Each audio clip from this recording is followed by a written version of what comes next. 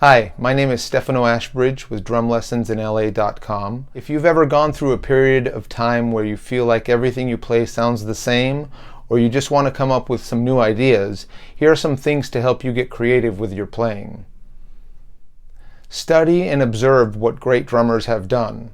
If you play in a cover band, you're in a position to learn the parts that successful drummers have played and how it affects the music. If you're not in a cover band, you can do the same thing by analyzing, learning, and paying attention to the parts of great songs. This isn't to say to just copy what others are doing. Think about the concept behind what's going on. For example, in the first verse, the snare is a cross stick on the count of 2, and there's a tom instead of the snare on the count of 4. Or in the bridge, the drummer plays a halftime marching feel. So think about what these concepts do for the music. Some things to pay attention to would be, are the drums playing with or against the other rhythmic instruments? How do the drums support or interact with the melodic instruments? Are the fills more rhythmic or melodic? I do recommend learning and transcribing specific parts though. From there you can take it further and just make it your own. Study what other instruments are doing. The drums are primarily a rhythmic instrument, but you can get some inspiration by analyzing the melodies and phrasing of the melodic instruments in songs. You don't have to know how to play these instruments, although that's not a bad idea, but think of a song and play the melody as a beat and/or fill. Study different styles of music. You can get some fresh ideas about the things that I mentioned previously by analyzing music in different genres.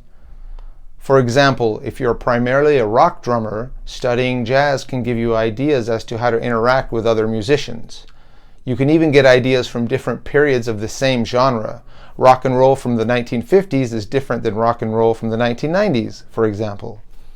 Create with your existing vocabulary. You can take what you already know and try adding, subtracting, and altering it. Take a beat and fill that you know well and add flams and drags to spice it up. Add ghost notes to the snare, change up the hi-hat pattern, try playing your fills in unison or substituting the bass drum for some of the notes. Play some of the fills as doubles. Orchestrate the phrasing of your beats and fills around the drum set. Get creative with instructional books. Try to apply the exercises in books that you are working out of. Make a beat or fill out of what you're working on when you have a grasp of it. You can make beats and fills out of the rudiments. Start them at different parts of the measure to get them to sound completely different. Change your point of view. You can also get some creative ideas by changing up your drum setup, tuning or muffling your kit differently, playing with different drumsticks or brushes, or adding electronics to your setup. Just like anything, the more you practice something, the better you get at it. It may be worthwhile to make working on your creativity part of your regular practice routine.